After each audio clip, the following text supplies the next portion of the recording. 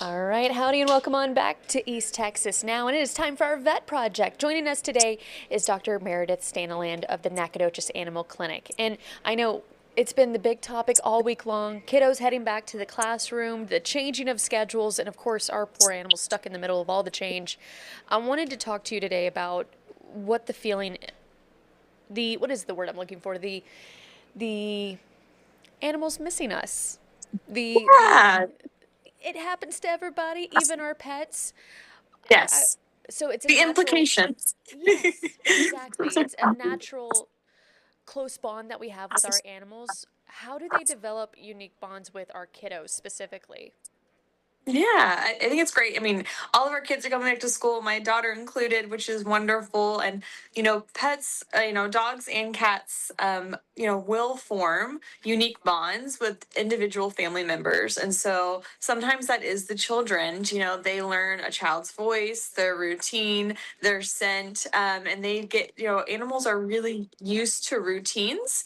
And positive association is a big part of that, like knowing what's going to happen. So any change in their routine can result in some changes in their behavior.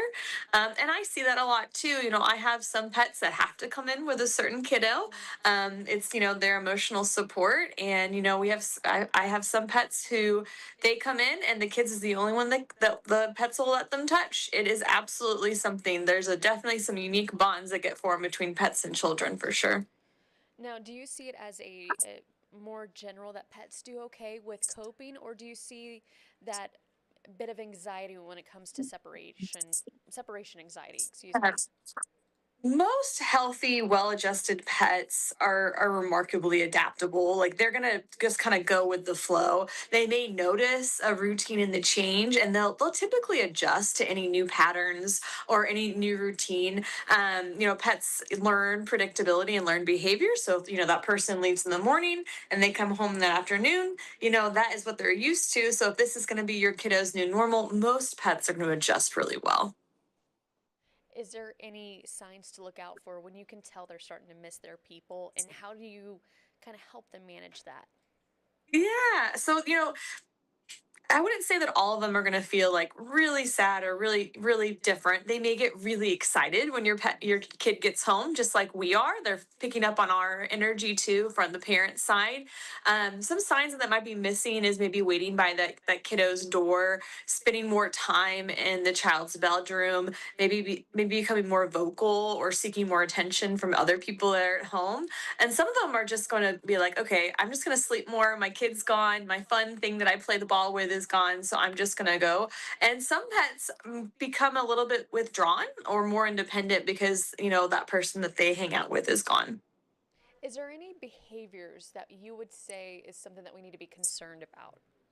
Yeah. So, most behavior changes in, pets' routines, it's going to be pretty mild, and they're able to adjust pretty quickly. But if it's persistent or you're noticing it's going along with like physical signs, like the pet is so worked up because they're refusing to eat, they're vomiting or they're having diarrhea, or, we'll get into the anxiety too if they're so anxious that they're like soiling the house.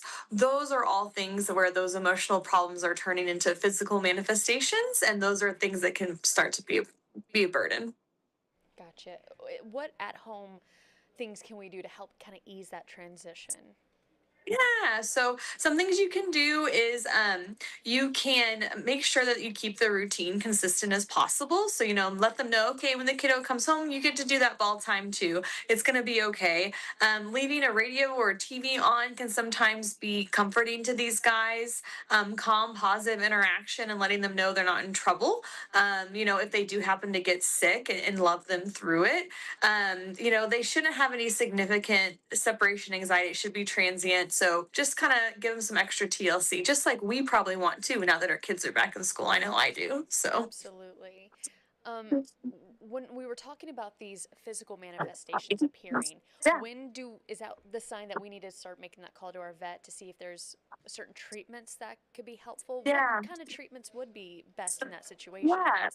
If your pet is having some significant separation anxiety from a certain family member, they're becoming destructive or they're getting physically ill, I think it's great to just make sure there's nothing physically going on with them. So get them checked out with the veterinarian.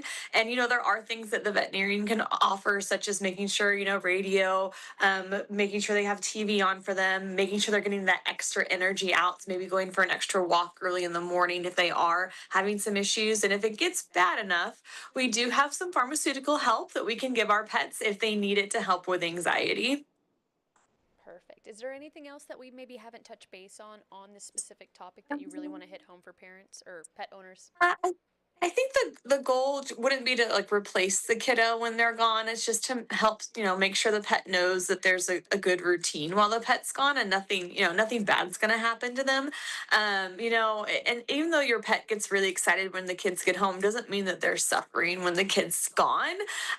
For most pets, the transition is going to be really easy, but just give them that consistent enrichment, companionship, exercise, affection, all that can make a really big difference in making sure that their emotional needs are met well. And if you're ever concerned that it might be turning into a medical problem, I would definitely consult with your veterinarian, let them know what's going on, they want to help. Awesome. Thank you so much. Is there a way that folks, maybe they have a question for you specifically, that they can reach out to you? Yeah, of course. So we're here in Nacogdoches. So I'm with Nacogdoches Animal Hospital. We have a very fun Facebook and social media page. So make sure that you follow us and like us on there. We do a lot of really fun videos when we can and some really educational things as well. We also have a website with our contact information. If anybody ever needs us, just don't hesitate to give a call. Perfect. Thank you so much, Dr. Stanaland, for joining us. We can't wait to hear more of our next big topic of what we have to discuss. You have a great rest of your day. Take care. Bye bye. Bye bye. All right. And of course, if you ever have a question or there's a topic that you want us to see or you want us to cover, you want to see covered here on East Texas Now, just know that you can send your questions to the emails listed out on your screen now. That's vetproject@kltv.com and vetproject@ktre.com. So if you're like, hey, we haven't talked about X, Y, and Z and I want to talk about it, well, let us know what you're thinking. Let us know about your questions that you have that we can send directly to our veterinarians and get you some answers on. So make sure you tune in every Thursday here on East Texas Now for our Vet Project.